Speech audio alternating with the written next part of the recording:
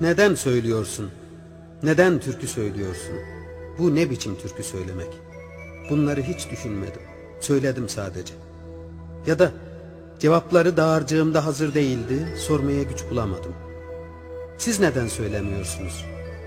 Bildiğim bir şey varsa, dağlar çiçek açar, Veysel dert açar.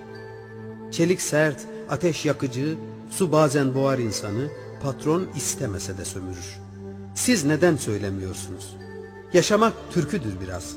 Silahı ve savaşı tanımamış bir çocuk yüreğinin aklığı, hamile kadınların yalın tertemiz korkaklığı türküdür biraz.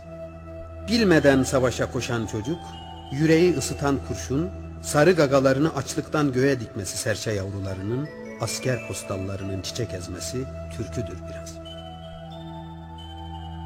Harput'ta Dersim'de doğmak, karnı tok kuzuların oynayışını görmeden ölmek, hayatı özgürce örmeden ölmek, Siverek'te doğup Paris'e gömülmek türküdür biraz.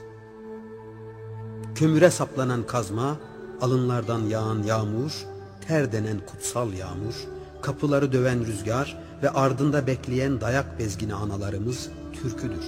Siz neden söylemiyorsunuz? Adın büyüsün diye mi söylüyorsun dedi biri. Şöhret denen çirkin kuşu çoktan yakalamışım. Kurban eder miyim türkülerimi o aptal karanlığa? Yoksa gördük ki gürül gürül akan bir dünyadır türkülerimiz. Sakız dişli kızlarımızın, yağız delikanlılarımızın umududur türkülerimiz. Yağmur dolu buluttur türkülerimiz. Sıkar suyunu bulutunun, Sivas'tan Brezilya'nın gecekondularına bereket dağıtır yılmadan. Haddimi bilemedim. Ustalar bağışlasın. Bağışlayın.